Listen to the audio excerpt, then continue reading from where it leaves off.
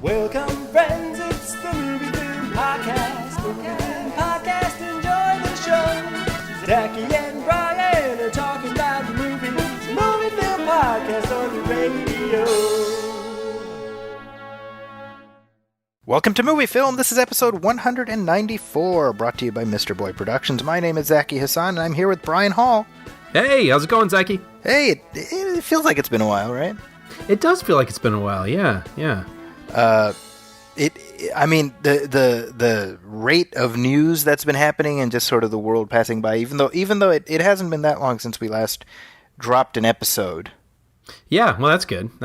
But yeah, like you said, I feel like we have like a lot to talk about. Anything new that you've caught recently that's worth mentioning? Yeah, actually, I have a surprise for you. I didn't even put it in the document because I wanted to surprise you on the air. Really? I saw a movie, Zachy. Uh-oh. In the theater, I saw Cats. Wow. Yes. I have seen Cats in the theater. Yes.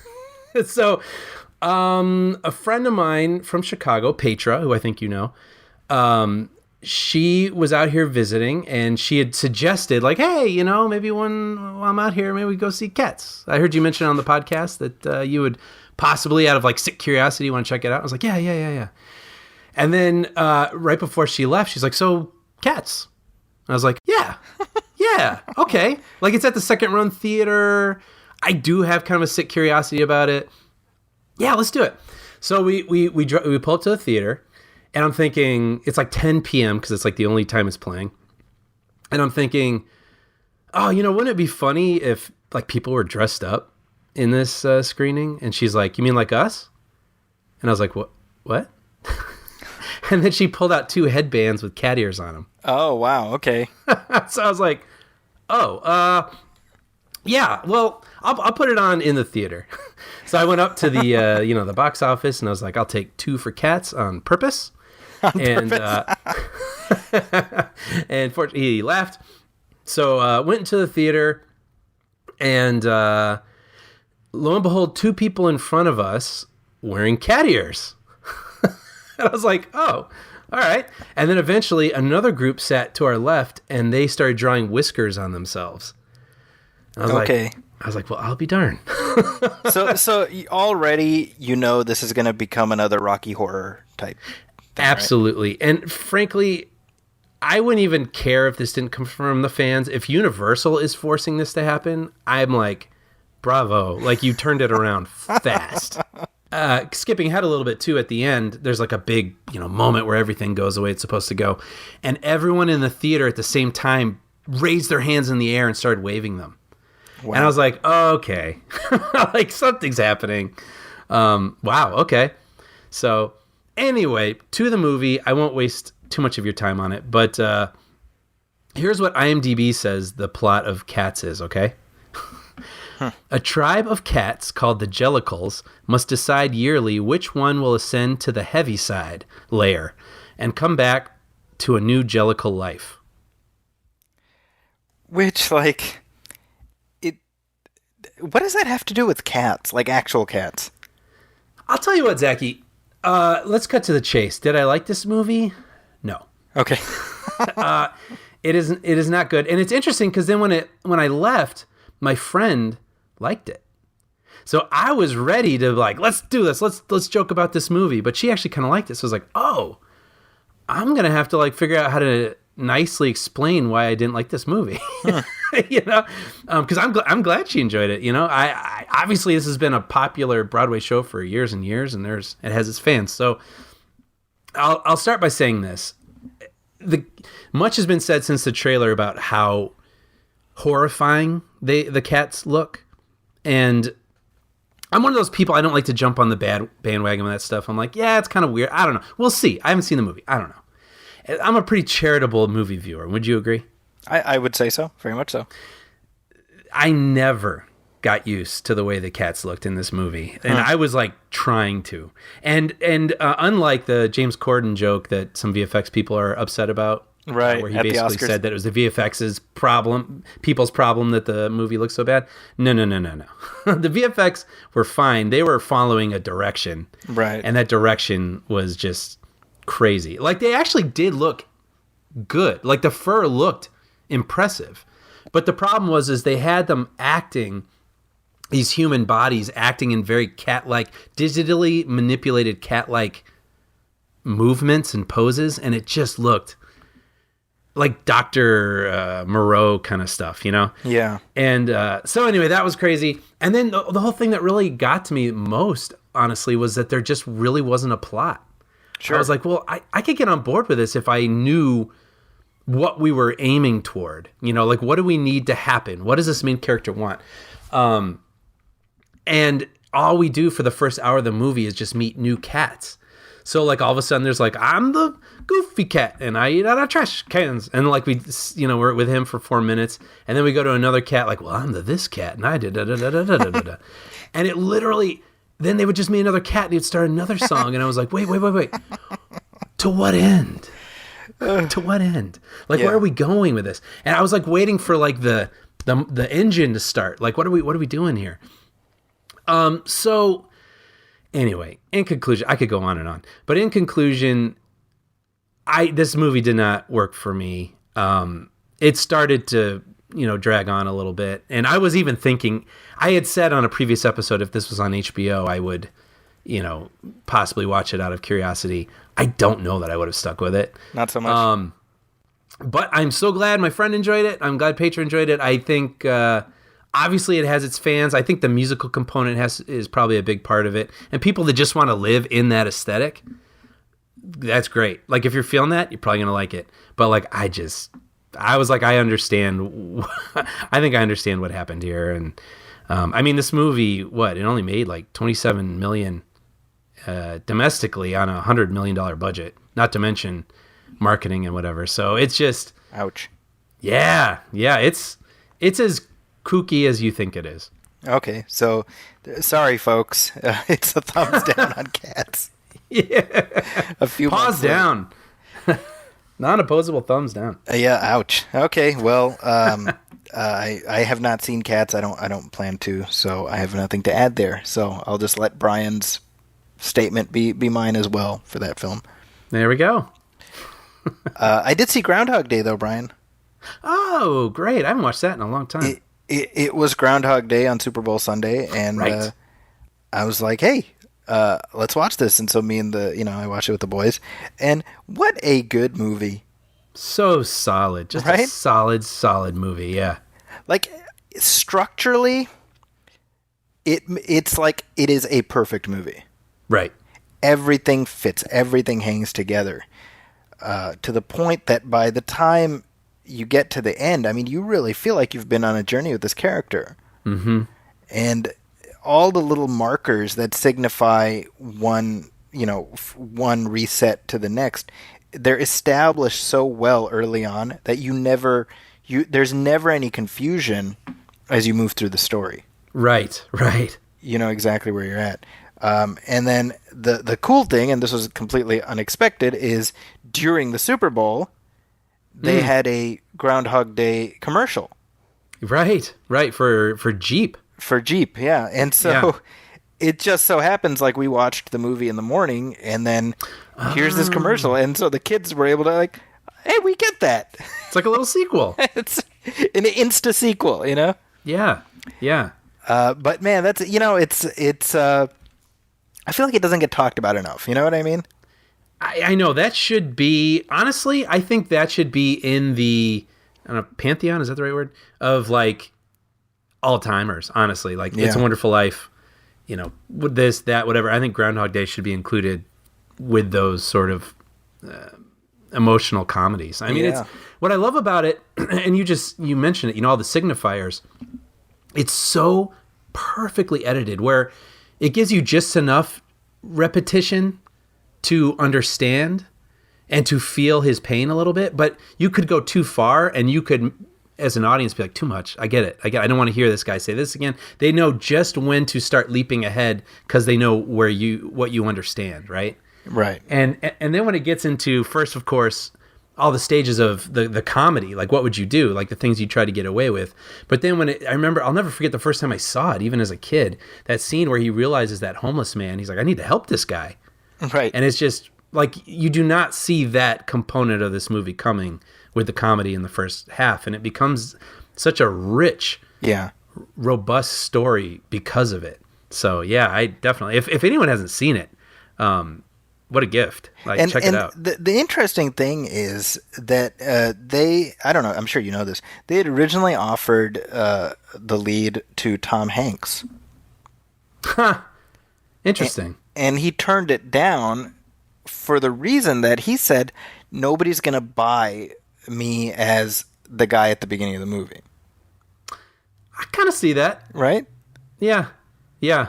Like you needed a Bill Murray because you buy him as a smarmy jackass.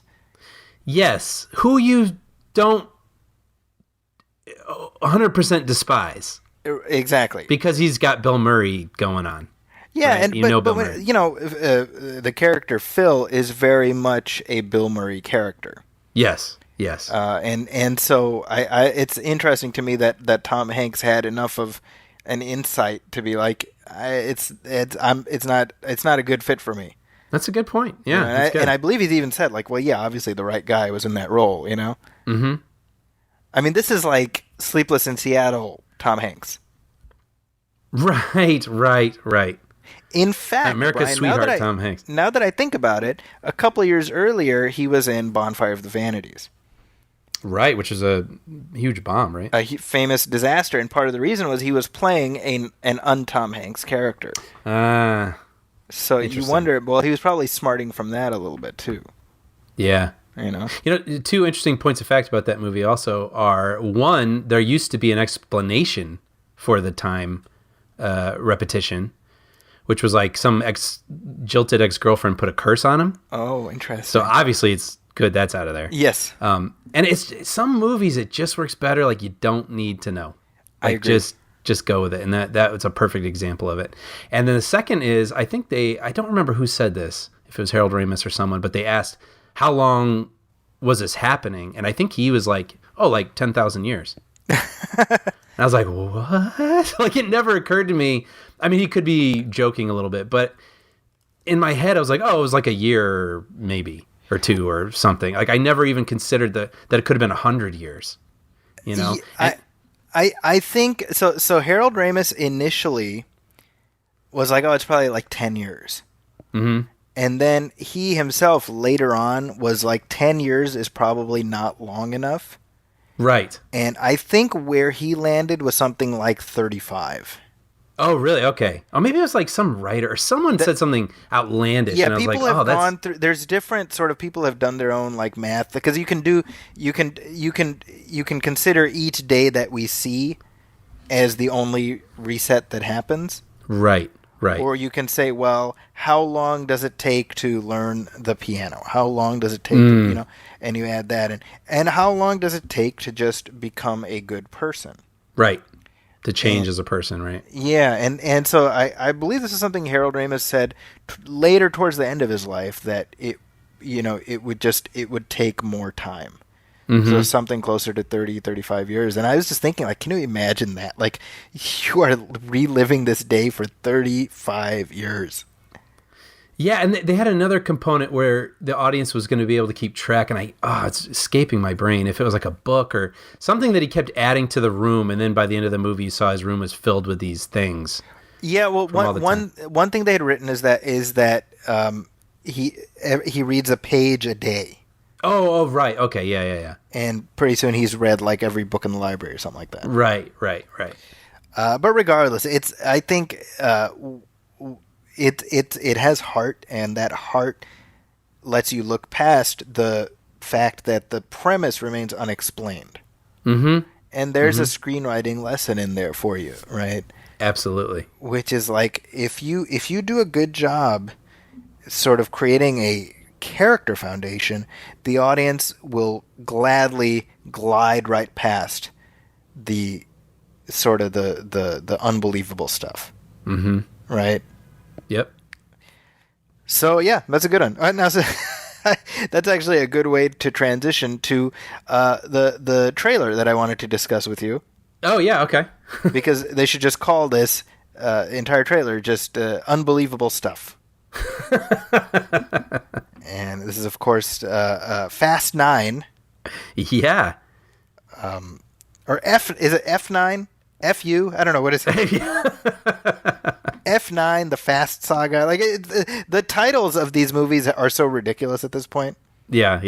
It really does feel like every movie, they just try to completely reinvent the formatting for the title. Yes. Like Fate of the Furious. Yeah. F8. Yeah. Which, okay, so the Fate of the Furious, I'm like, why would you not call that F8 of the Furious? You mean if you were to see that written out in front of you, you would read it that way? Yeah. F8 yeah, you wouldn't think to go Fate. Yeah, right? You wouldn't. You don't run your letters into numbers, typically. But you know what, though? This series is like that, like on it, that I did. Yeah.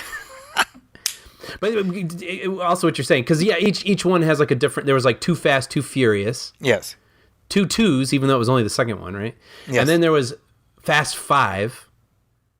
Right? Yes. So it's like they're not sticking to the same convention for each title because they don't have to, man. They live their life a quarter mile at a time. And when you do that, that's all you have to worry about, really. But you know who isn't living their life a quarter mile at a time anymore? Please tell me. Dominic Toretto, per this trailer. Even before seeing the trailer, Brian, I was wondering, is this one going to be about family? right. And it is. Yeah. It really is. So let's play some of this because I really do want to discuss this with you.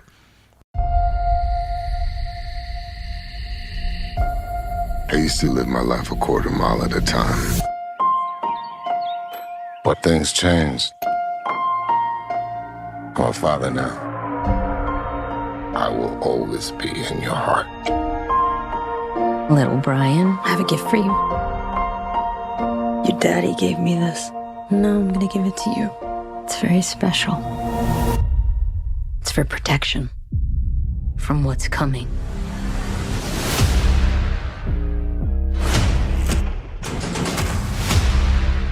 All right, Dom. What's next?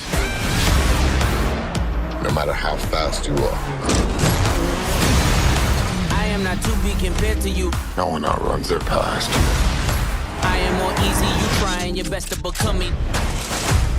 And mine just caught up to me. Been a long time, Dom. All right, so I'm not going to lie. After the last one, which involved Dominic Toretto squaring off with a nuclear submarine and winning, I was like, I think I might be done with these movies, And then I watched this trailer, and I'm like, pour this into my veins. I kind of went on that journey during the trailer. Is that what you're saying? Yeah, basically. As well? Yeah, because when it started, I was like, I've been here, man. Like, I've done this. Like, I don't need this. And I think Hobbs and Shaw left a little bit of stink in the air for me. Yes. And, by the end of this, though, when everything's going crazy and the cars are hooked to this and that and what... I wasn't even thinking about it. My body just changed. I was like, oh, I'm digging this. Yeah. And I have lost my enthusiasm for this series as they keep going on. But I gotta admit, by the end of that trailer, I was pretty jazzed. So the trailer really does give the entire movie away. Yes. Unless there's a hidden twist that Palpatine is back. Right? Because the trailer's like, here's John Cena, he's the new villain. He's also Dom's brother. You're like, wait, what? That would have been a good twist to withhold, yes. Right? You hold that. Yeah. So to me, I'm like, all right, well, then you also, by extension, have spoiled that John Cena is not going to be the villain at the end of the movie. Yes. Right? Right. And I kind of love, the shade of just casting John Cena, which just feels like Vin Diesel's FU to Dwayne Johnson. Right. I didn't even think of Right? that. Am I wrong? No. You're totally. Right? Hey, we don't need you. We got this guy. And he's like, hey, how's it going? Yeah. Just happy to be here. And then the trailer ends, and it's like, hey, look who I found, or whatever. And there's Sung Kang as Han. Yep. And I was watching this with my brother. This is very funny, actually, because my brother, you've met my brother. Yeah. He doesn't strike you as like a Fast and Furious guy, right? Sure. One day he tells me, he's like, I'm going to start watching the Fast and Furious movies. And I'm like, really? He's like, yeah, but, why not? Yeah. It's been 20 years, why not? And then maybe 3 weeks later, he's just like a Fast and Furious crackhead. To the point that, because he was at my place when the trailer dropped. I was like, hey, let's watch the trailer. And by then he's like, Han's back! Han's back! I'm like, wow, you were really excited for this, And isn't it funny because it's like General Hospital. Yes. It makes no sense that he's back, and then the guy that killed him is now their friend, and it's all nonsense. But but it's what people want, and that's what I kind of admire about it. They're like, hey man, this is what everyone wants. Let's just do it. And everyone's gonna go with it. This is it's funny because I feel like the reaction to the trailer almost 100% across the board on Twitter was Han's back, Right. But it's very funny because it does feel like they arrived at that sort of in reverse, because they made Statham a good guy. Yes, they had to somehow make that acceptable. There's no way to square the circle that he killed Han. So you just say, well, maybe he didn't kill Han. I know. It could be like Commissioner Gordon in The Dark Knight, right? Yes. The transfer. And he's going to come up to Toretto, and Toretto's going to slap him and then bring him in for a big bro hug. Now you do wonder, well, what's Han been doing this whole time? Just chilling? Eating Fritos out of a bag or whatever he's always doing. They need to bring back Gal Gadot now just to just to seal the deal. I didn't die Yeah. either, guys. Yes. That's my Gal Gadot impression. That's pretty good. But no, dude, this is May of this year. If you would have asked me January 1 where I was at with Fast 9, I'd be like, I think I'm good. I watched this trailer. I'm like, hey, what the hell? I'm in. It does feel, though, I mean, I've been saying this for a couple of years now, that Vin Diesel is reaching that point where he's probably pushing how long he can play this character. Yes. Because the years are starting to wear a little bit. Yeah. I mean, that's just the way it goes, right? But he looks good. He looks solid on film. Hey, I would assume it's him plus a lot of sort of digital trickery. Oh, I'm certain. Yeah. Right. Yeah. But F9 is that's a coming May 22nd, so we can all look forward to. I'm looking forward to discussing that with you, if nothing else. Yeah. Same. So let's take a little break, and then we'll come back, talk some headlines.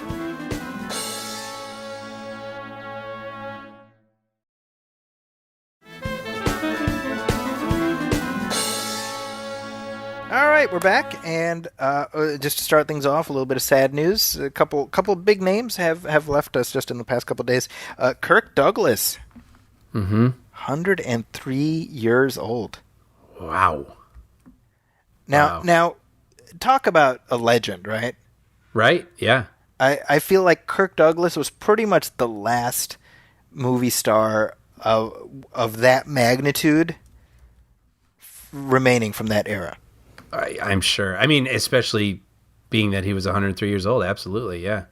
Right, and it's weird because I almost feel like he stuck around so long. I'm gonna try to compartmentalize what I'm saying so it doesn't sound awful, but it's like you stick around so long that everyone's forgotten about you. Yeah. Yeah, I know every now and then you would be reminded because they would bring him out on the Oscars or something. Yes. Right? And you'd be like, oh, wow. But yeah, no, it's funny. You and I sometimes talk about, we'll hear, I don't know, like your kid's like some YouTube star and we're like, what the heck? Right. We do not understand this. Can you imagine how many waves of things he was like, I don't get it. He has seen so much. So much. He wrote an op-ed 3 years ago. Right. Where he was like for the love of God, do not elect Donald Trump. Really? He was like, I'm not going to be around to deal with this, but y'all need to listen to me because I've seen this. Interesting. And, unfortunately, we didn't listen, right? We didn't listen to Spartacus. We don't care about that. So now you're making me think of like the all that he's seen. I mean, yeah, geez, he made it to 20. Yeah, like he saw the 20s. He saw both 20s. Isn't that crazy? That's incredible. But yeah, he passed away, and I talked to my students about it. I was like, "You guys hear Kirk Douglas passed away?" And they're like, "Who?" Which, like, of course. And I was like, he's the father of Michael Douglas, and they're like, "Who?" And I'm like, really? Hank Pym. Oh, okay. Like that's how they. Oh, that's funny. So when you think about the life cycle of an actor, I think this is so applicable to like Kirk Douglas, right? It starts with who's Kirk Douglas, and then it becomes get me Kirk Douglas. Mm-hmm. Then it becomes get me a Kirk Douglas type. Mm-hmm. Then it becomes get me a young Kirk Douglas. Then it becomes who's Kirk Douglas. Yep. Right. So he really did live that full arc. Yeah, yeah. I guess I'm still actually stuck on them not knowing Michael Douglas thing.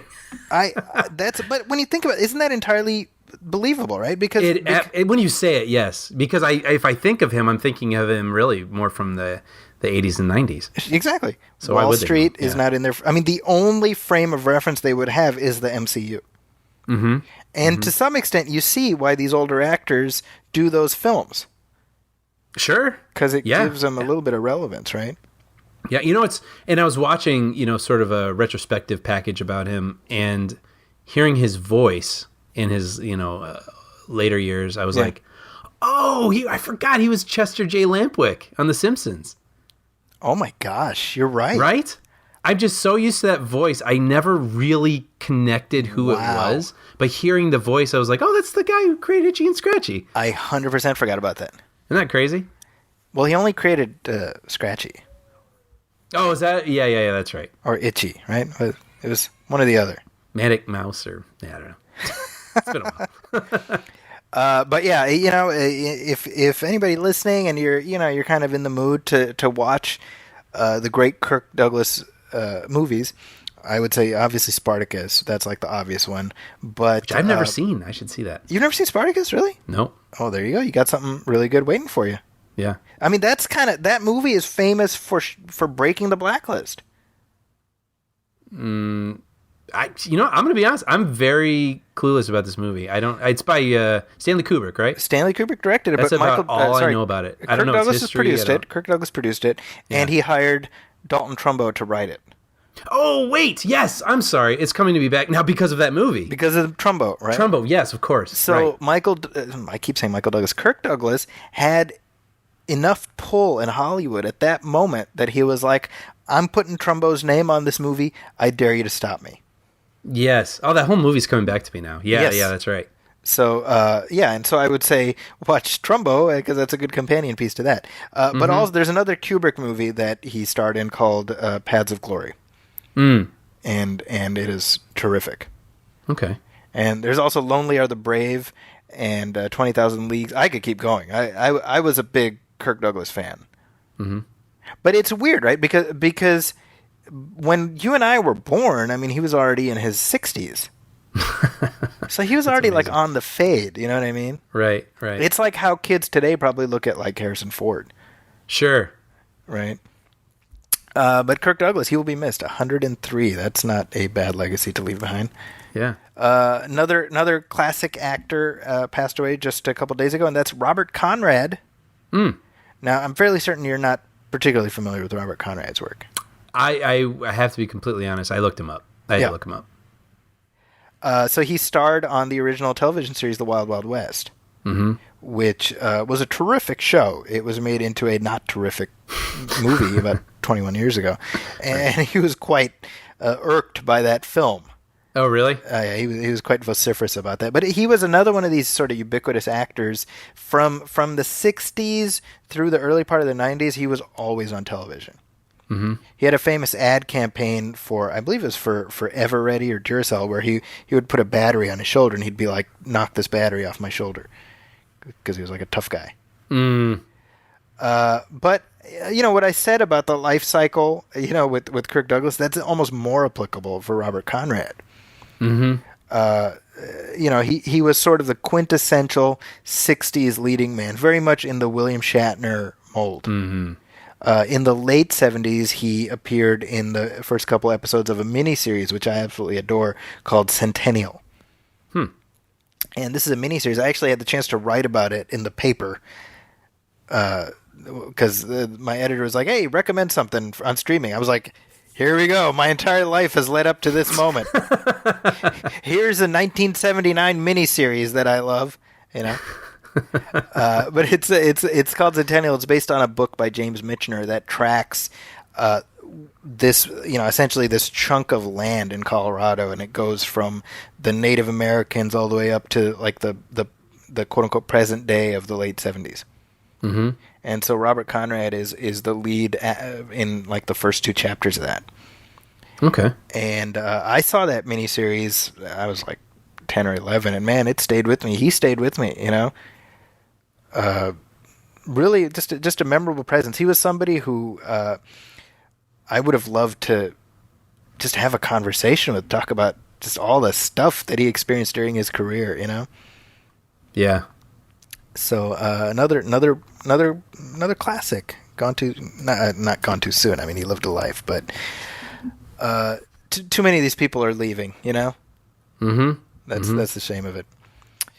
But their work will live on. Their work does live on. And Wild Wild West, the series, and it's funny because I remember when the Will Smith movie came out, and I was like 20, and I'm telling people, this series is so good, and people think I'm crazy talking about this old TV show from the 1960s, but I absolutely loved it. I have the series on DVD. It's just a great show.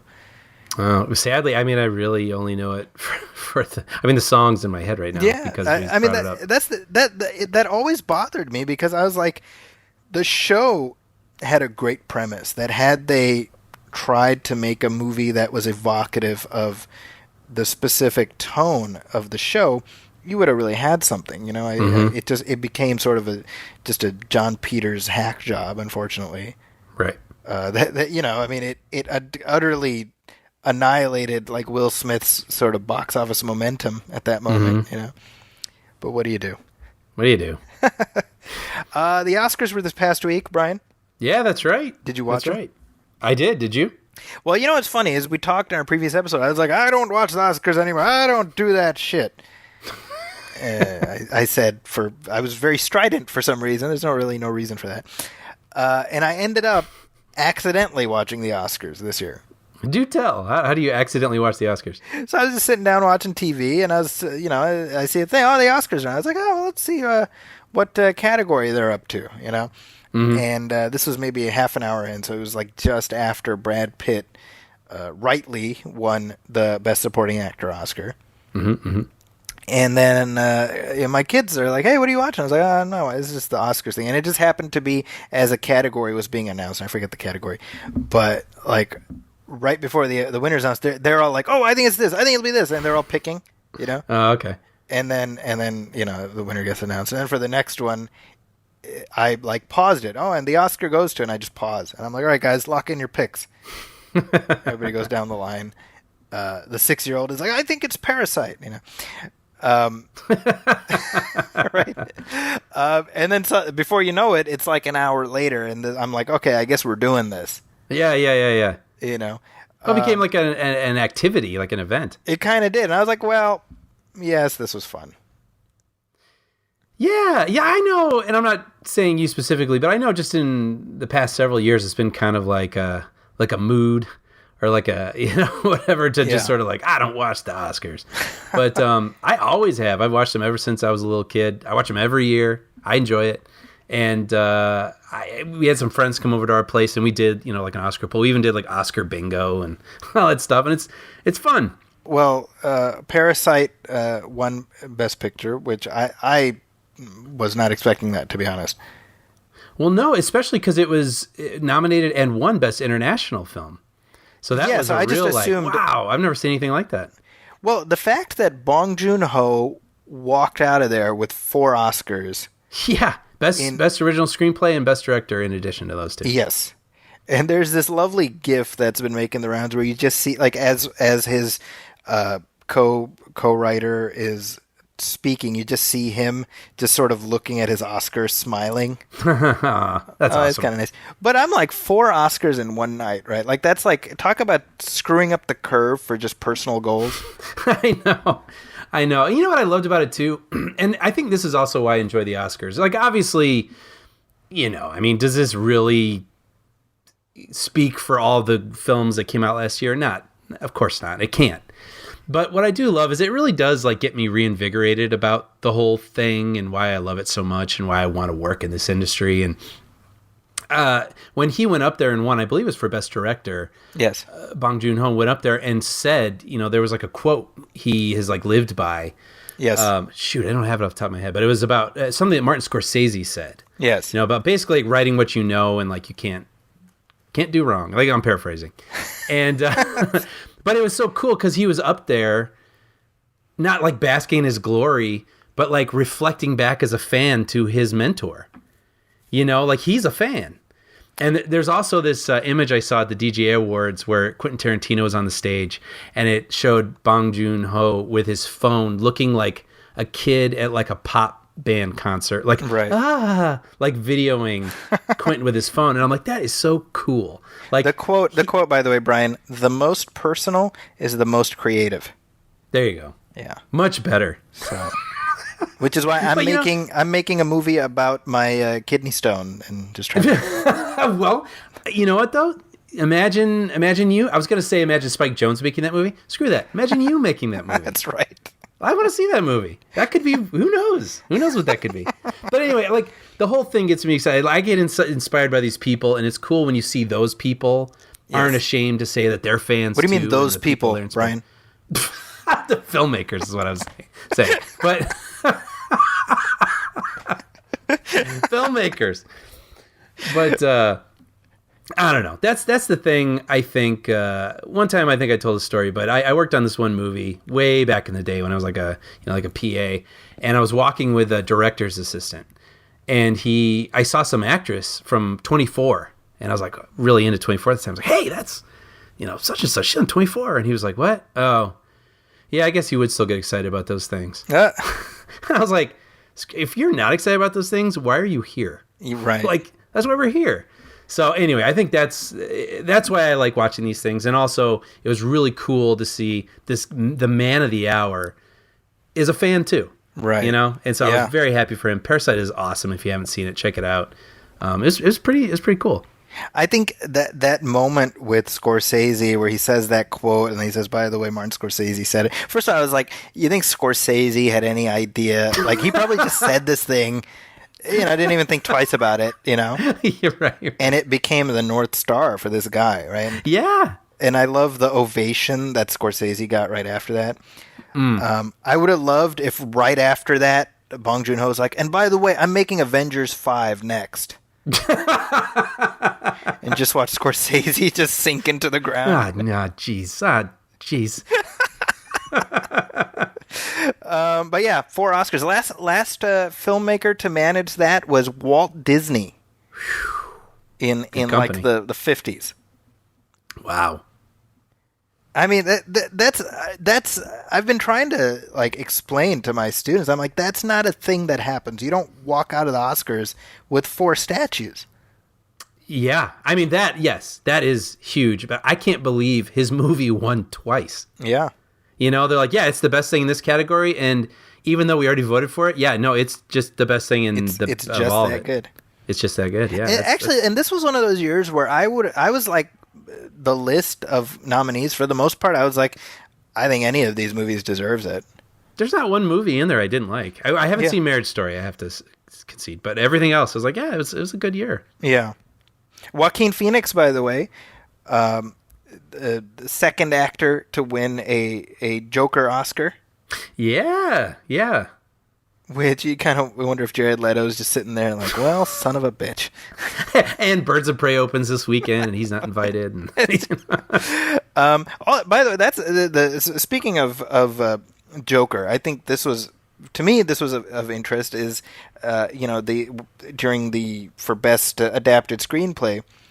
When they announced it, the Joker, it was based on work by Bob Kane and Bill Finger. Yes, right. I thought about that from that documentary. And I was like, how cool is that? Yeah. You know what I mean? It reached the point, like, you wish he could have lived to see that. Oh, I know. Right? I know.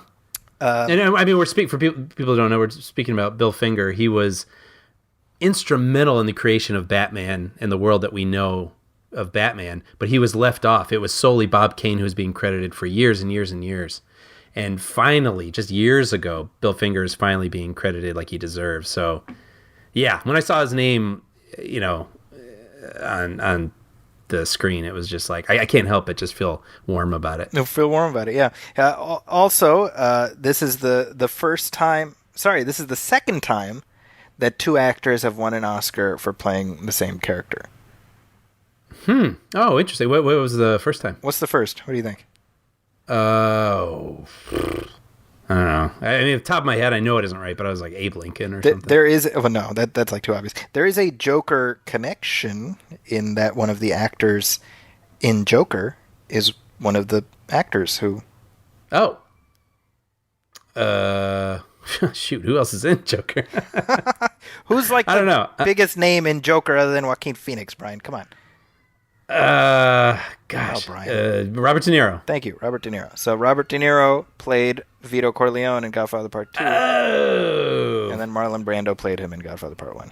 Nice. So there you go. Little piece of history right there. Very cool. That one's for free, y'all. Go to impress your friends. Trivia at a party. night, and yeah. At like a funeral, you can be like, I don't know if you knew this about the Joker, but yeah. Any other Oscar highlights, lowlights, anything? No host. I don't think it matters anymore at this point. We're in a post-host age now. Yeah, I could go either way. I mean, like I said, I'm gonna watch no matter what. I think sometimes it's nice when a personality adds some flavor. Yes. Like I don't remember what the reception was of this, but I remember Chris Rock's being kind of fun, like where he would do these remotes and go out and ask people what they thought about the movies, and that stuff was kind of fun. So I wouldn't mind if they had that again, but on the other hand, it moves along just fine without it. Yeah. Well, I did like, speaking of Chris Rock, you had the intro with Steve Martin and Chris Rock doing, in essence, the monologue. Yes, right. And Steve Martin's like, why don't they have hosts anymore? And Chris Rock's like, Twitter. Yeah. Which, period. I mean, he's not wrong, right? Right. So yeah, that was Oscars 2020. Yeah. Moving on, this news, I was kind of surprised and delighted, not merely at the announcement, but at the excitement surrounding the announcement. I'm talking about a Honey, I Shrunk the Kid sequel. Okay, which that by itself would I'm bearing the lead. Rick Moranis is coming back for a Honey, I Shrunk the Kid sequel. Yeah, and why this is a big deal is he has been pretty much retired. Yes. And I should say, I mean, beloved actor Rick Moranis. People, yes. I mean, especially of a certain generation, I think we just love the guy. And it was, I think for the past couple of years, it's become a repeated article I've seen, like, where's Rick Moranis? Right. Like, we miss him. We want him to come back. And so this is the first thing to pull him out of, I don't know if it was official, but a sort of retirement. That's really cool. Yeah. Well, not just, I mean, they're doing the sequel. So this is the fourth movie in the Honey, I Shrunk saga. Right. Yeah. And in addition to Rick Moranis, Joe Johnston is coming back. I know, that's kind of cool. So Joe Johnston, his directing debut was the original Honey, I Shrunk the Kids back in, what was it, 88, right? 89, I believe. Because that came out the same year as Batman. You're right, 89, yeah. Yeah. So the franchise chugged on without him, but I guess I'm curious, like, what was the incentive here? Now, this is going to star Josh Gad as, like, the grown-up kid. Mm-hmm. Hey, you win some, you lose some. I'm just kidding. That's mean. Wow, rare. That's the most rare I've ever heard Brian Hall. He's all right. It's all that pent up Cats frustration. You have to get it. Right. Yeah. So he Josh Gad is like the grown up kid, and then whatever is going to happen. Now, I think you and I are in the same boat where. Were this Josh Gad in Honey, I Shrunk 4, we'd be like, all right, well, that sounds like a movie that I will not be watching, right? Absolutely. But then you say, oh, Rick Moranis plus Joe Johnston. Suddenly I'm like, go on. I completely agree. I mean, and it should be said, like, this is a movie that came out when I was a kid that I loved. So, I mean, I have like a total soft spot for this movie just to begin with. Yes. So that's definitely a big factor in why I have any interest in this at all. But of course, Rick Moranis returning, and I saw something the other day. I think it was on Slash Film. They just wrote sort of like a little retrospective about The Rocketeer. And someone in the comments was like, man, if we, I was just watching Flight of the Navigator and then I watched The Rocketeer. And if like enough people watch these, I wonder if Disney now has some sort of metric to take note, like, oh, like these older titles, maybe they didn't do what we wanted when they came out, but like people still remember them, and maybe we should be remaking these or making sequels to them. And when I saw this news, I was the Honey I Shrunk the Kids thing. I was like, oh yeah, it's from the same vintage, So I wonder if on Disney Plus it was performing, and they're like, okay, well this is what people want. That's interesting. Yeah, I've mentioned on this show before there was a Honey I Shrunk the Kids television series. Right. Which starred How in the world did they come up with multiple Peter Scolari in the Moranis role. Yeah. And I remember that, yeah. I hope that is made available on Disney Plus. Yeah, why not? Because it was a good show. Yeah. So the new Honey I Shrunk, whatever it's going to be called, is coming at some point. Yeah. But Brian, Disney is not stopping there. What else do they have going on? What else? What else could they possibly acquire that is like a worldwide phenomenon that everybody wants a piece of? Well, Hamilton, right? One of the biggest Broadway musicals in years and years and years and years. And apparently back in 2016, I want to say it was, before Lin-Manuel Miranda left the show, they decided for posterity, we need to capture this. We need to capture the original cast performing the show. So they brought in, a crew and they filmed it. So this is Lin-Manuel Miranda did this. Yes, okay. Yes. And so it's him and all the original cast that created the phenomenon. And so I think at the time he even said that we got it, we put it in a safe, don't know what we're going to do with it, but we have it. And so all these years later, it turns out Disney's going to buy it for $75 million. So that's what they're doing with it. So but this this is not a film adaptation. No. It's just like, hey, like when you're in the back watching your kid perform in the Christmas pageant and you record on your smartphone. Disney's like, hey, we're going to charge you $20 to watch this. But you know what? People have paid upwards to $1,000 for this thing, and this is one of those things where it's been, I think a lot of people listen to the soundtrack and been captivated by it, but a good amount of people just could never afford to go see this show. Right. And I don't know how that works. I don't know how these ticket prices get so inflated, but this was one that was hundreds and hundreds of dollars just to go see this thing. Right. So in a way, it's kind of nice that it levels it out so anyone can enjoy it. They made their money. They're all rich now. And now they're like, now everyone can enjoy it. So it's just kind of nice. I mean, I kind of appreciate that it's going to be the Broadway version. I'd kind of like to see it, frankly. It's, my wife went to see the play about a month or so ago. Mm-hmm. And she was reading the book, The Duel, I think it's called. Is that what it's based on? I'm not sure if that's what it's based on, but it's like, it's the historical events. And so she was reading that to sort of get caught up before watching the play. And so just as a matter of fact, I was like, oh, yeah, it's crazy when you think about what Aaron Burr did and like what he robbed the country of by killing Alexander Hamilton. And my wife's like, you just ruined the ending for me. And I'm like, what? Right.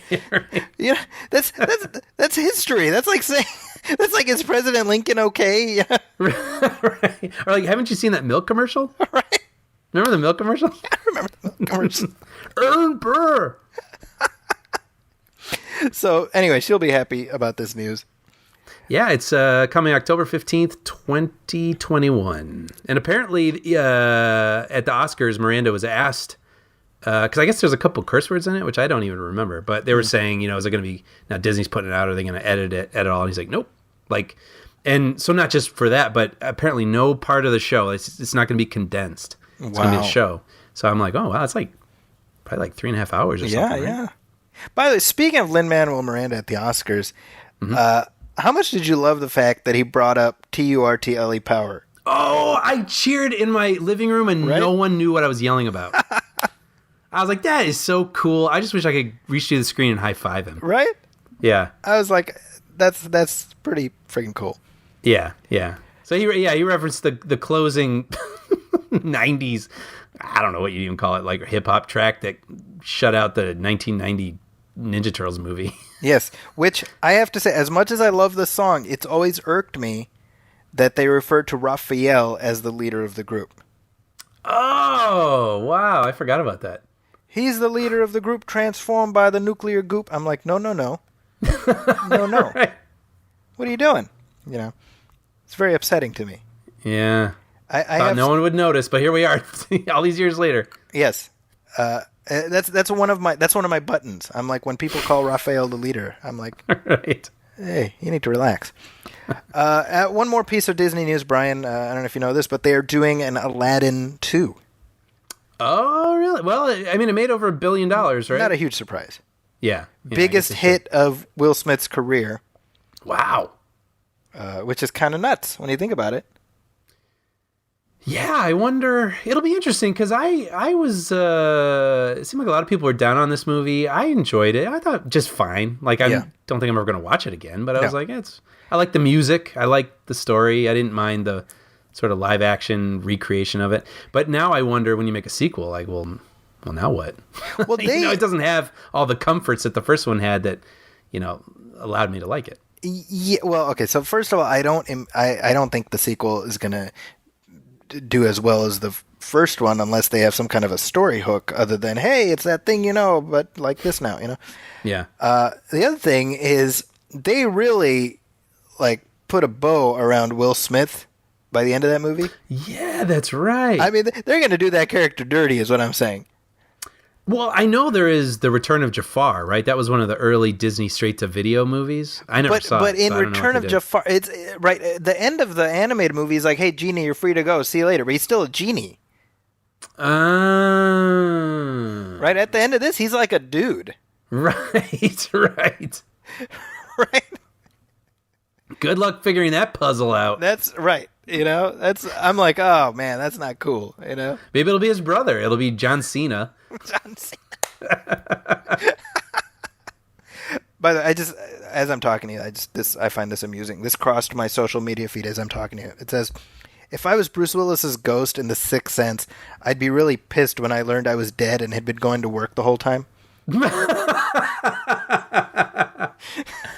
That's really funny. Yes. It's like, son of a bitch. I could have just been watching TV. Another piece of news that it just crossed my radar is Apollo 13 is coming back to theaters. Really? Yeah. Well, this is the 25th anniversary of the movie. Mm-hmm. But I think it's another anniversary related to going to the moon or something like that. Okay. And so they're putting it back in theaters. I'm like, this I would love. I've seen this movie a million times. I would gladly pay to watch it in theaters. I can't remember the last time I saw it all the way together. So I would love to revisit it, and I mean, especially in a theater. We should totally do a commentary track for this. Yeah, let's do it. Yeah. When's it coming back? It's going to be re-released. Let's see. Like a Fathom thing where they do it for like a week, or? Yeah. I don't know if it is Fathom, but it's going to be April 5th, 6th, and 8th. Oh, it is Fathom. Yeah. Okay. It is a Fathom. Cool. I definitely want to check that out. I would gladly watch that in the theater. Yeah. All right. Why don't we take a little break? We'll come back and talk about the big release in theaters right now. Cool.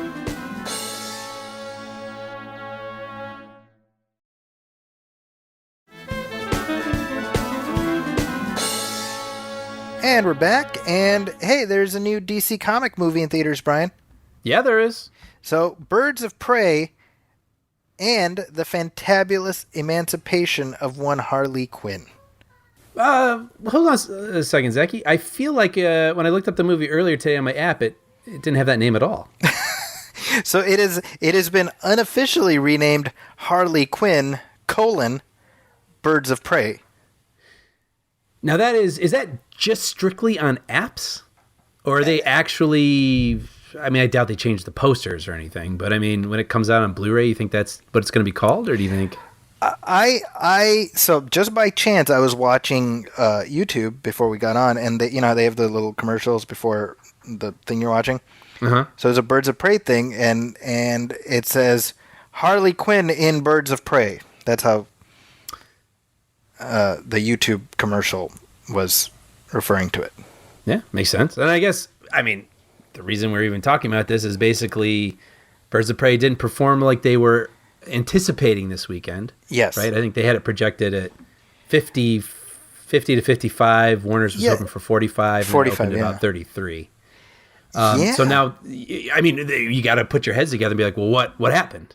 And for them, they're wondering, well, if we call this movie, you're looking through your app and you see Birds of Prey. You're like, well, wait, I'm looking for that Harley Quinn movie. Right. They're like, well, got to throw her name at the front of it. Yeah, I mean, it feels a little bit like calling Deadpool 2 X-Force. Right. Or Deadpool 1, for that matter. Right? I mean, I think the Deadpool sequel is very smart about introducing Cable and X-Force, but still saying, well, this is Deadpool. And I think to whatever extent Harley Quinn is DC's Deadpool, the movie perhaps made a mistake not leaning into that in the title. I would offer, and the plan was not to start out with doing an autopsy on the box office, but I certainly was not expecting it to underperform. I don't know about you. No, I was a little surprised. Yeah, I mean, I assumed it would do okay. I didn't think it was going to be like a blockbuster. I just thought it would do all right based on projections. But having it rated R may have turned out to be a mistake. Yeah, I think so. I can understand. I can see it either way. I mean, you can see where they want to be uninhibited and do the sort of gonzo Deadpool thing. Yeah. Do whatever they want, which I understand. But on the other hand, you have to sort of look at who your core audience is, like the people who are going to go and try to buy the Harley Quinn shirt. You know what I mean? And it's probably a lot of teenage girls. And they weren't able to see the movie that was kind of made for them. Yes, and having watched the film, I'm sure you would agree that there wasn't anything in it that necessitated the R rating, really? No. I mean, I think it would have been fine as a... I mean, it's like some violence. Some curse words that I wouldn't have missed, and then some violence that really... Yeah. There's one really, really gross moment. Right, and I think we're thinking the same thing. Yeah, probably. Other than that, I mean, it was just... did you ever watch the Deadpool PG-13 version? I didn't.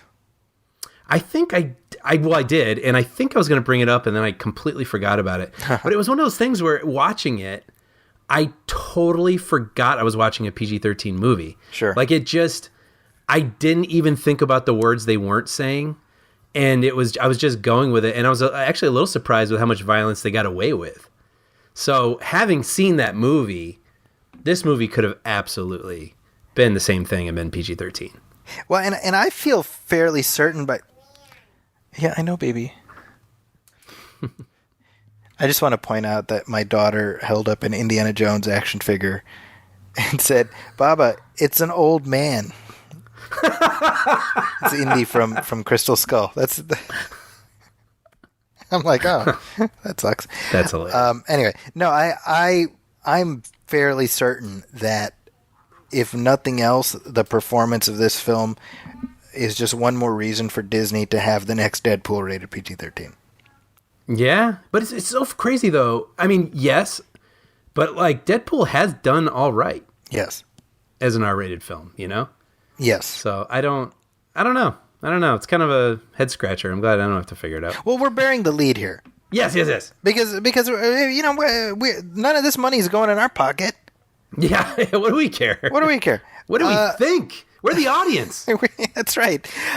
So Birds of Prey Yes. and the fantabulous emancipation of one Harley Quinn. As it will always be to me. in I our actually kind of hearts like and that minds. title. It's a mouthful, but I appreciate the WTFness of the title. Agreed. You know. Agreed. What'd you think of the movie? Oh man, you're making me go first. I am. I'm dying to know what you thought. You know, I walked out of this movie and I think I was a little hard on it. And I really expected a lot. I think when the trailer came out, we talked about it on the show, and I noticed online, and a lot of people were just not feeling that trailer. And I felt like I was alone. I was like, I don't know. I kind of think it's cool.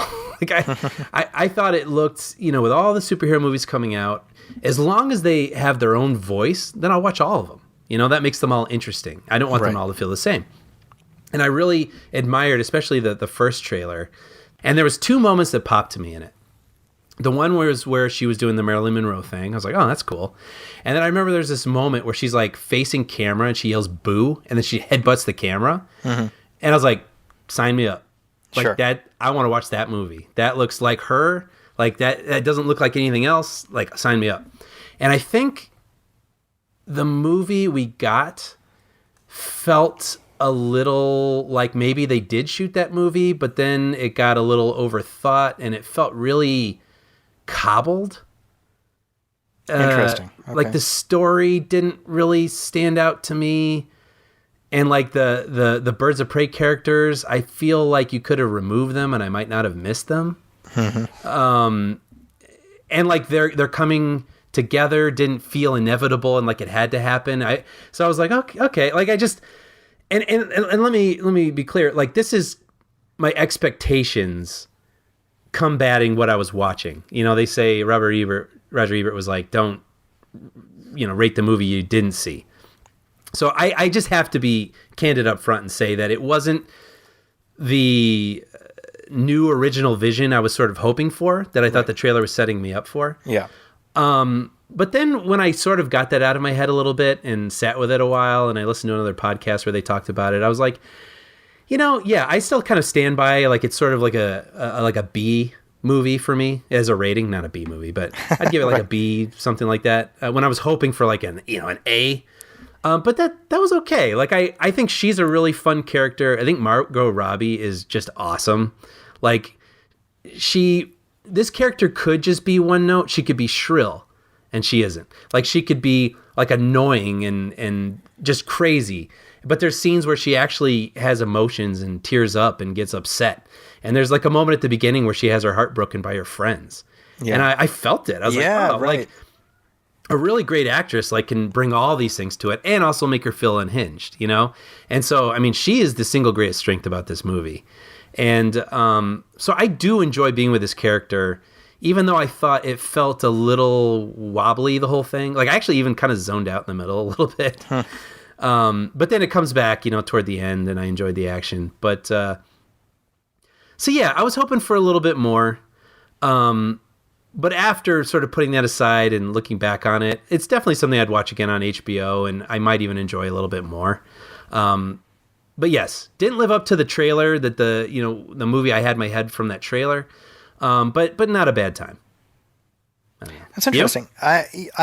I'm with you, except I think I went in with lower expectations. Sure. Because that trailer, which I thought was fine, also telegraphed to me. I was like, I'm probably not the target audience for this. Mm-hmm.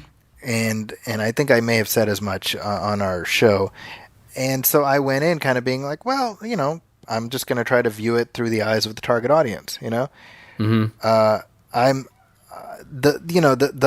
The sort of ubiquity of Harley Quinn as a character I've always found a little bit perplexing, because I think the character is fine, but you know, it's a little like Deadpool, to be honest. I was like, oh, it's okay. It passed me, you know. So I liked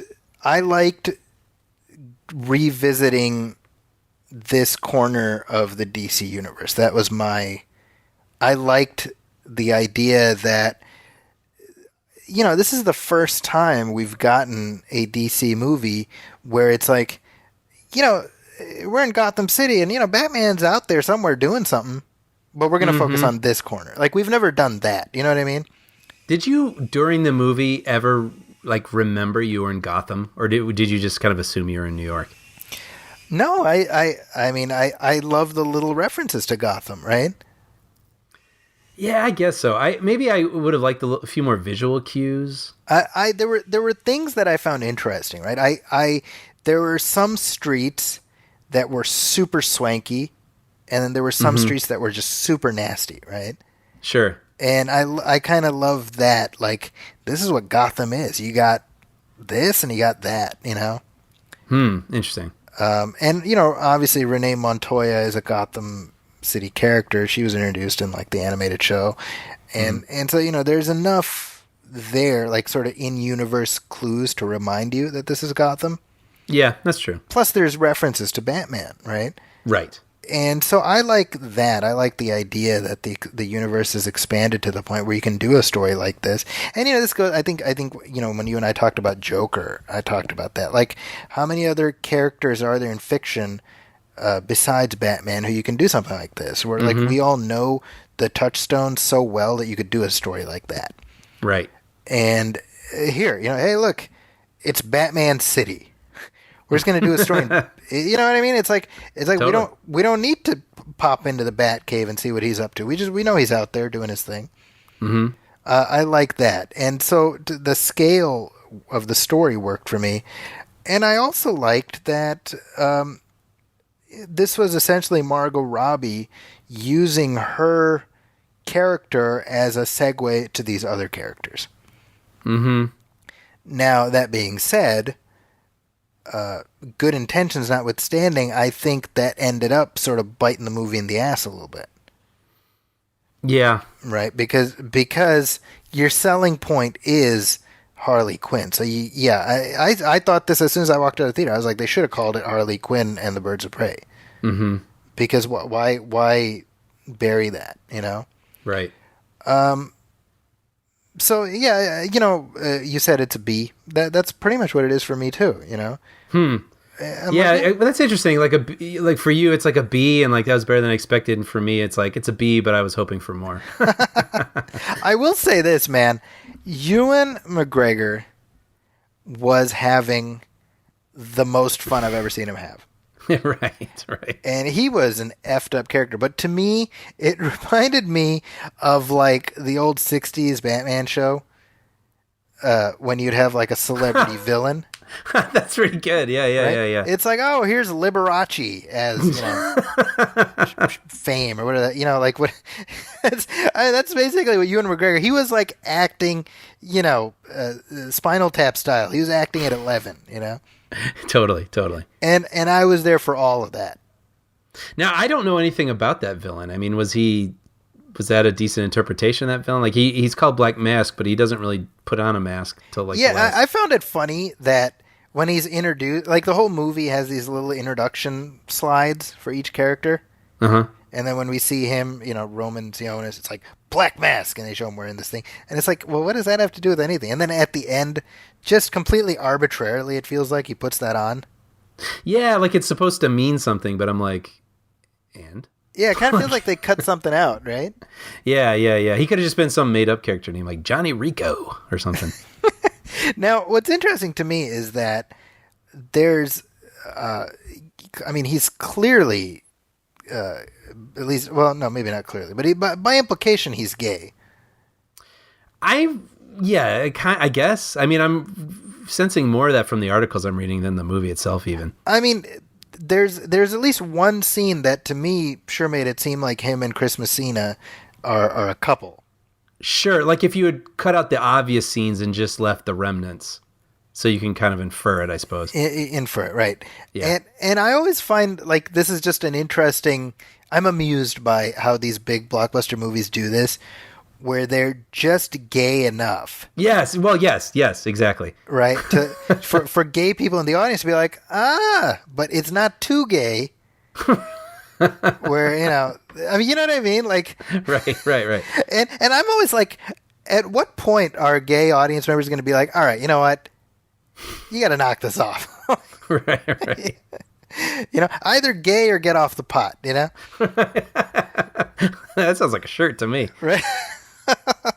I mean, even with Renee Montoya, right? She's a lesbian character, and I'm trying to think if the movie. No, you know what? The movie does refer to it. Yes, because her ex-girlfriend. Yes, that's right. Yeah, played by Ali Wong. Yeah, that's right, exactly. Oh, that's Ali Wong. How funny. Yeah, well, she's in it so briefly. I didn't even make that connection. It's weird. I honestly, I don't even know if we need to spoiler wall this movie. I think we should. There's some things I want to talk about, but before we get to that, I just want to say I like the fun that was had, but I feel like it could have been. I wish the stakes had been a little clearer. I like the way that it opened. I really like, basically everyone is out to get Harley. I don't think this is a spoiler to say. This is like the first 5-10 minutes of the movie. It's in the trailer. She's broken up with the Joker, but she's not telling anyone because she gets protection from him, right? Yes. Just being association with him. But then all of a sudden, when people start finding out, all these people come out of the woodwork, and she's like, any corner she turns, people are after her. And I was like, that's interesting. I like this. Yes. She's a really interesting villainess, right? And so then I kind of wish, I don't know, I just wish everything had been propelled forward completely like her own personal stakes. It just feels like she gets kind of shoved into this other story in the middle that doesn't have a lot to do with her. Yes. And it's just, I feel like if they had really made this thing a little more laser focused, it would have had me a bit more than it did. I think the problem here is that it's a Harley-centric film that has to make her likable, and where Suicide Squad left her, that movie is like vapor in my mind. I'm trying to remember, but yeah. It feels like this interpretation of Harley is not necessarily congruous with that one. Yeah, well, and that is the balancing act, right? I mean, right. When you make a movie about a villain, but so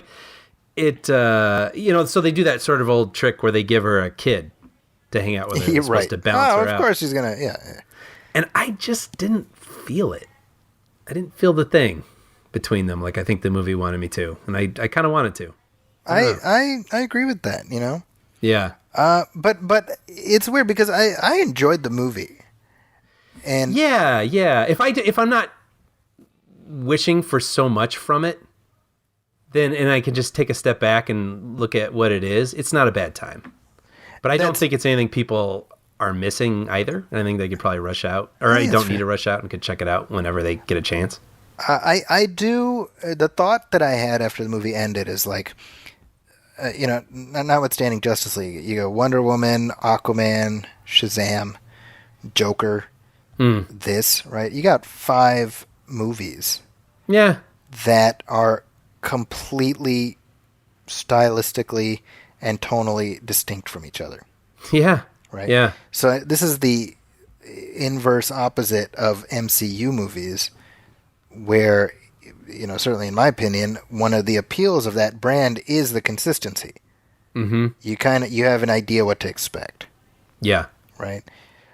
Now, granted, actually, speaking of MCU, and we kind of skipped over this, but Sam Raimi is directing the next Doctor Strange.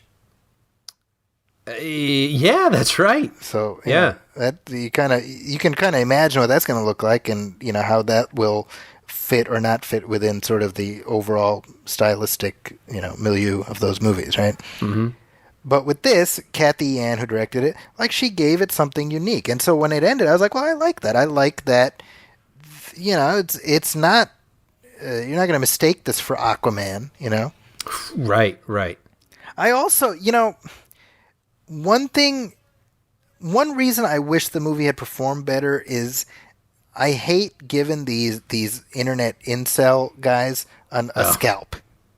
Sure. Is that been a thing? I haven't even. Yeah, I mean, honestly, like the level of, oh, this movie is aimed at women. It sucks. Like, Right. And it's weird because you're seeing stuff like people are posting pictures of Margot Robbie in Suicide Squad and then a picture of her from this. And they're like, look how they made her unattractive. And I'm like, if you can look at Margot Robbie in this movie and say she's unattractive, like, I don't know what to say to you. I have news for you. Yeah. Facts no longer matter. Yeah. Because I'm like, that's insane. I feel so blessed to just be completely ignorant to all that stuff. I look at this stuff. I'm like, what?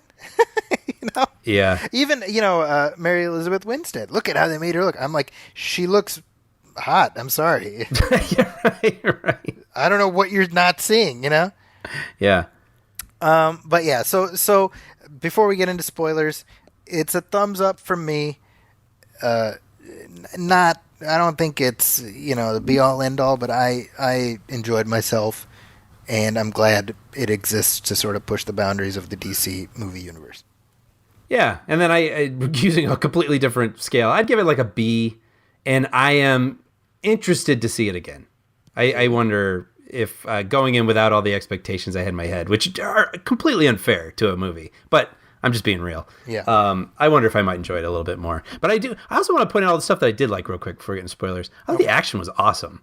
Yes, I agree. And getting back to the look, director Kathy Yan, it looked very cool. Like, I loved all the colors. Like when she's in that police station, there's all the smoke and colors, and it's a really vibrant movie.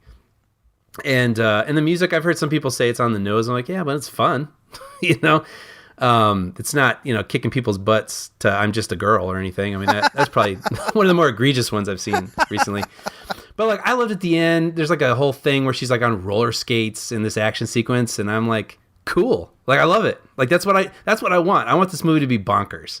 And there's a fight scene at the end. It's in a circus funhouse, and there's this little piece where one of the women offers one of the other women a hair tie. Yes. And I was like, I love that. Yes. Because totally. that's a thing I would never have thought of. No. But that's what having like a female filmmaker allows for, Absolutely. That's like something that might have happened during the filming that like a male filmmaker would have been like, okay, we'll get her hair tied and then we'll start filming. And yes. A female filmmaker would be like, no, that would put it in the movie. Put it in the movie. That's what happens, So I totally agree. That really stood out to me, and I loved it. So you want to talk some spoilers? Yeah, let's do it. All right. Spoilers. All right, Brian, go. I'm going to start with a negative thing, and then I'll end with a positive thing. Okay. I did not like the fact that they introduced that Chinese food guy Yes. as the one person she can trust in the world, and then he just turned his back I totally on her. agree. I was like, completely unnecessary. Like, I didn't buy it for a second. I was like, this is lazy. This is very lazy. And I was like, she's got a hyena already. You could kill the hyena. You could kill this guy, frankly. Like, there's so much you could do, but just do that just felt like they needed a turn for her and they didn't know what to do. So they looked and they're like, well, let's just have him, I don't know, like say, never mind. Yeah, and I was like, I didn't like don't that know. either. I agree with you. And then that was also the impetus for her turning on the girl, which again could have worked, but it didn't for me. I don't know. You agree? Yeah, I absolutely do. Yeah. Yeah. But the thing that I also did really like was I wish that the Birds of Prey had felt more necessary to this story than they did. They felt a little wayward and then came together at the end because they did.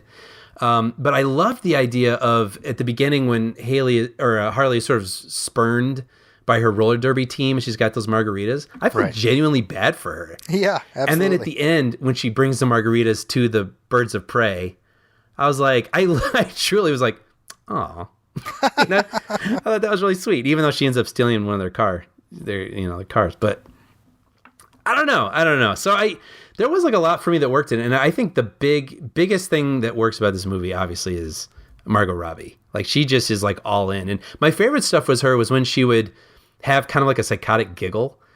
Like, Right. there was that moment, where they throw the dynamite out the car at someone and she's just like, hee, like behind the wheel. I don't know. I wouldn't mind if they had pushed her a little bit more and made her a little more the crazy. Like the Marilyn Monroe thing that really stood out to me from the trailer kind of felt, I didn't quite understand why it was in the movie. A little arbitrary. A little arbitrary. That's the word I was looking for. And I wish they had pushed that stuff.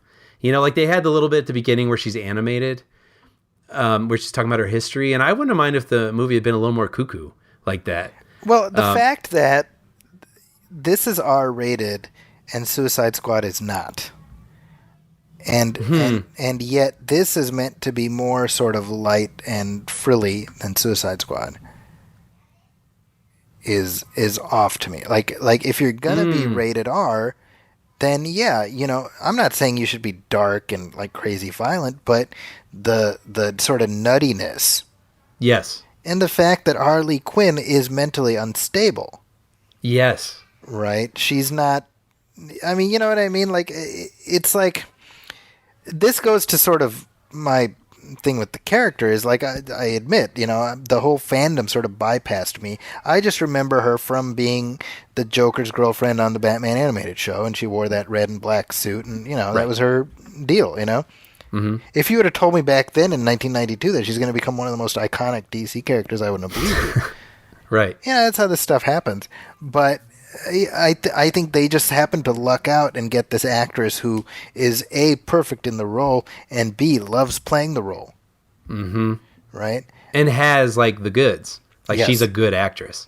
Exactly, right? Yeah. And she's got the clout to get the movie made and stuff. So I appreciate the fact that they used Harley as a conduit to these other characters, because I'm like, well, this is awesome. Now we've got Black Canary in this universe, and we got Huntress, and these are all great characters. You can do something else with them, Mm-hmm.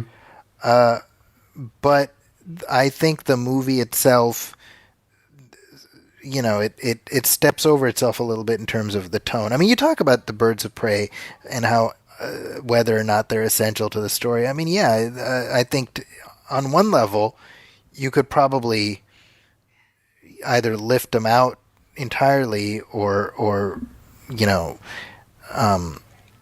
it's like there's like two approaches. You could lift them out entirely and you would have one movie, or you heighten their role and you would have something entirely different, right? Absolutely. I was going to say they should have been after her. Yeah. Like the whole time. They should have been like adversaries, and then at the end they team up against one common enemy and realize they have, that thing in common. And yeah. It would have felt more necessary. Necessary, that's the word.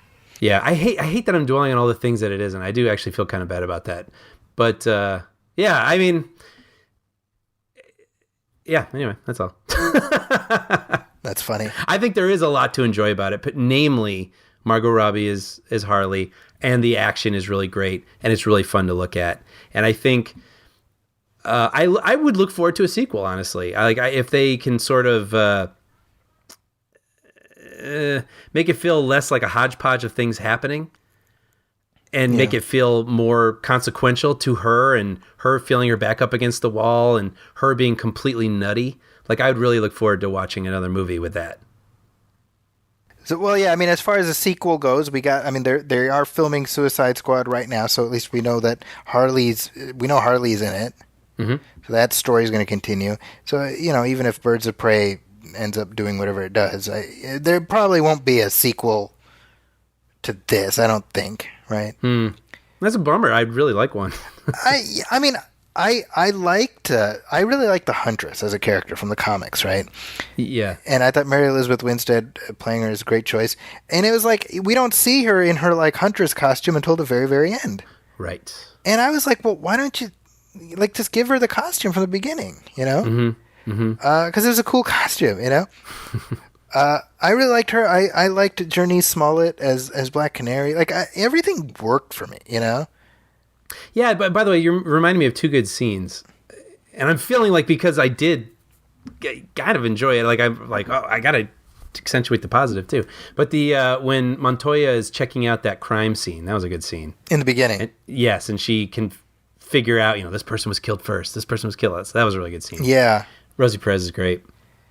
And then Black Canary, I mean, it's kind of a disturbing scene, but that scene where she basically saves Harley when she's drunk in that alley. Yeah, yeah. That was kind of she's about to drive away, but then she comes, to her side. Yeah, I mean, I think it's that was as dark as the movie got in that respect to me, right? Well, except for the Ewan with the woman on the table.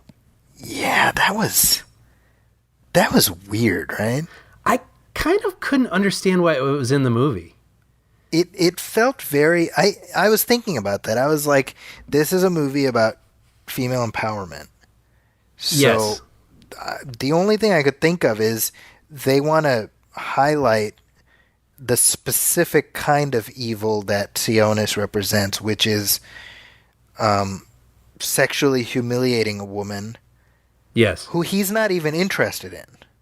Yes. Yes. Agreed. Right. I mean, that was the conclusion I came to, was they needed, by nature, what you were saying earlier is that he's possibly a gay-coded character. Yes. So he's not going to necessarily do anything to a woman. Right. So they kind of had to come up with a thing for him to do so he would anyway. Yes. And so then we can, hate him and have them kick his ass. But I'm also like, yeah, but he cuts people's faces off. I know. I'm like, I know. I mean, that's bad already. Absolutely. That was very gross, by the way. That was so nasty. Imagination obviously is worse than literally seeing anything, but when they did throw that flap of face on the ground, I was like, ugh. Yes. And the fact that he has the daughter killed also. Yeah, that's dark. I mean, this is a bad guy. Yes, yes. Right. So yeah, I mean, I think that the just going back to what we were saying earlier, I mean that there's that sexual humiliation, but the specter of sexual assault. Mm-hmm. In a film like this, I see. Yes. Right, like the scene where Black Canary rescues Harley. That's the only time that we really get something like that. Yes, you're absolutely right. I wasn't thinking of it that way. I think because it lingers more on the other one, right? But no, you're right. But yeah, no, I think as a means of putting Harley and Black Canary on the same page, I think that worked. And the Birds of Prey team in the comics is obviously very different because there's no Barbara Gordon in this movie. Mm-hmm. And I'm curious because, we're talking about the universe and DC and Warner Brothers, I guess, are, post Zack Snyder, they're just like, whatever. Mm-hmm. They're not worried so much about everything hanging together, right? Mm-hmm. Because we got the Batman, the Batman is filming right now. Right. And we don't know what, if any, connection that has to this or these movies. Which I wouldn't be surprised if none at all. Right. So then that's kind of interesting. So then is it like this corner of the universe has basically Batfleck is out there somewhere? We're just never going to see it. Right? Mm-hmm. But anyway, my point is the Birds of Prey in the comics, it's Barbara Gordon, but she's not Batgirl, she's Oracle, and it's a whole different thing. So I like that they're just like, well, let's just do whatever. Mm-hmm. But I'm also like the persnickety nerd side of me is like, but where does it all fit? I know. It's been exciting having Joker be on its own and this sort of be on its own and whatever. But yeah, I don't know. I would get a little thrill out of some cohesion. I don't know what to do. I mean, this is maybe I'm stepping into this all over again, but like, to me, all of this comes down to Warner Brothers going all in on the Zack Snyder vision for this universe, mm-hmm. and having no backstop for things going south. Mm-hmm. And so now we're left with sort of catch as catch can. Yep. And again, I feel like I'm just asking for it. Every time I do this on the show, I get bombarded on Twitter. But I mean, it is what it is, Yeah. DC, they're still trying to pick up the pieces of whatever they were trying to do with those, the BVS verse. Yeah. Right? Yeah. And it's funny because you're making me think like it would have been kind of fun if there was that moment where like everybody, like every corner she turns around, someone's looking for her. And it would have been kind of fun if she was like, okay, here's my escape. And she turns around into an alley and she sees the Batmobile and she's like, nope, like turns around. That would have been good. And it's fun. Oh, thank you. I think that would have been kind of just like, oh yeah, Batman, right? And then she keeps going. But then per this conversation, I'm like, which Batmobile would it be? Yeah, I mean, I'm very curious because speaking of the Batman, depending on how that movie performs, that's going to exert this whole other gravitational pull on these movies, right? Mm-hmm. If this can be like a Nolan universe, which I'm sure they're hoping it will be, yes. How's it going to affect everything else in its orbit? Yeah, because right now this movie clearly exists in the same universe as Suicide Squad. Right, of course. Not just because of Margot Robbie, but they even have footage from Suicide Squad in this. Right, and then and yet James Gunn is like, well, Suicide Squad 2 isn't really a sequel. It's like, well, what? Yeah, right. And we know that Aquaman is still doing its thing, and we got Wonder Woman. Like so it's kind of bizarre what's happening. Mm-hmm. But regardless, I mean, yeah, the character of Harley Quinn. I mean, Warner Brothers again. It's very much Ryan Reynolds Deadpool, where you happen to have the perfect actor, and the actor happens to love playing the role. Mm-hmm. What else can you ask for? Yep. So yeah, Birds of Prey. It's a thumbs up from me. Yeah, I'm going to give it a not a bad time. Not a bad time. I concur. Yeah. So those are our thoughts on the underperforming Birds of Prey. Yeah. This is great. I was very much looking forward to your thoughts on this. I had no idea. You might say, Brian, that it laid an egg. You might say, was that not in our headline this week? Oh, I'm sure it is. Yeah.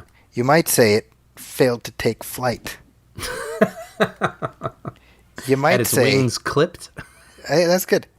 You might say Birds of Prey better pray. Pray harder. Yeah. That's good. Anyway, yeah. So it's just doing all right. So it's not as well as I'm sure they would have liked. And again, I'll say this again. I hate giving those incels a scalp. Yeah, I choose not to acknowledge that. I realize that's not entirely realistic, but that's just the little bubble I live in. I think sometimes bubble life is good. Yeah. I felt the same way after when Ghostbusters in 2016 underperformed. I'm like, I just hate letting those guys get to say they won. Mm-hmm. But that's okay because life goes on. Yeah. Life goes on, and the show will go on. Hopefully, we'll be back in a couple of weeks. We got lots of other stuff to talk about. Stuff we didn't get to today. Yeah, we had quite a robust document. But that was just too much. The ledger was overflowing this time, so we got more to talk about. Plus, we got some commentaries coming. Yeah. Look forward to those always. TURTLE power. I cannot wait. That's a coming. Also, actually. We did Die Hard, the first Die Hard a couple years ago. We should do Die Hard 2 this year. Yeah, sure. I've been going through the Die Hards with my oldest son. Okay. Where are you at? We're up to number 3. Okay. And I love number 3. I think that's the best of the sequels. Mm-hmm. But it's been fun. It's he's like about the same age I was when I watched like Die Hard 2. Mm-hmm. He's 13, my oldest. Wow. I have a teenager, and I'm not emotionally ready for this. I can't even imagine. He turned. I don't know if I said this yet. He turned 13, and he's like, I want a cell phone. And I'm like, I want a Maserati. What's your point?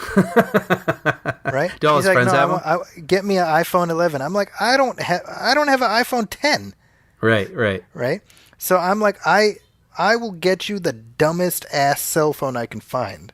Mm-hmm. I was like, I'm going to get you 2 plastic cups with a string. Talk to your brother in the other room. Yeah, that's going to be your cell phone. So I got him a flip phone. Okay. And it's a perfectly nice flip phone. And so he tells me how, like, he doesn't even tell me. I heard about this. How he had it out one day at school, and I guess somebody saw it, and they started making fun of him because he had a cell phone. Because he had a flip phone. Uh-huh. And now he feels all bad. And I'm like, I talked to him. I'm like, who are those kids? I don't know. Do you know them? No. Do they know you? No. I'm like, then what are you worrying about?